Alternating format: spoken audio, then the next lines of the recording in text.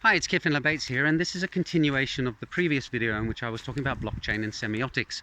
And one of the things that I thought of when I was talking about it was about my time as a maths lecturer at London South Bank University, where one of the lecturers who gave a course on C programming was telling me about his students and how, in particular, once they got to the section of the course that dealt with pointers, he would lose about a third of the class. There seemed to be a third of the students who just couldn't get their heads around the concept of something in computer programming pointing at some other thing. And then if he talked about pointers to pointers, then he would lose another sixth. And I won't even start on what happened when he would talk about dereferencing pointers. It seems that although human beings are very good at unconsciously drawing links between signifiers and signifieds, when they actually have to start unpacking that concept in an actual practical manner, things start to break down. I guess it's like language. When you learn a language natively, you don't learn the rules of grammar, you just learn how to speak it. And when you then, as an adult, try to learn a foreign language, suddenly you find that the rules in that language are really complicated. And Finnish is a nice example of this. The Finnish grammar rules are instinctively understood by kids as young as 5, such as my own. But when I sit down, I have to sit there with the textbook in order to work out exactly what case is applying to a particular sentence.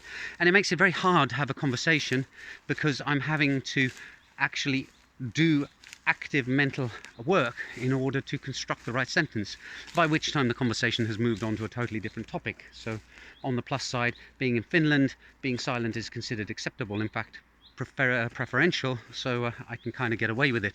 But anyway, back to the signifiers and signifieds and pointers. So we unconsciously understand that the word house is not something that you can live in, but it's not something that we consciously think about. And then when you move into an unfamiliar domain, such as, for example, blockchain, the mental models that you've built about life and the world around you and your experiences break down, and as a result you end up with lots of misconceptions. And I think the core misconceptions about blockchain really boil down to this. So one of the ways that I personally have been trying to overcome this for the community is to try and find good analogies that actually are valid in the domain that we're looking at. So these analogies should be familiar and clear and actually transfer accurately onto the blockchain concept that is being discussed. Now, it's not an easy thing to do. You come up with an analogy and you think that it makes perfect sense, but of course, as somebody who understands both the underlying concept and the analogy, it's very easy to draw a link between the two and to discard the parts of the analogy that are not relevant to the question at hand. And it always surprises me when I present one of these analogies and some people come back and latch on to precisely the wrong thing in the analogy and end up coming away with a misunderstanding of the concept underneath.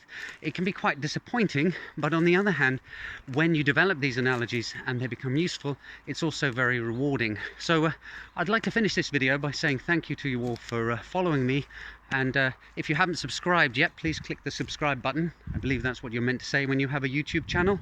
I hope you're finding this stuff interesting, and do leave some comments, some feedback, and I'll see you in the next video soon.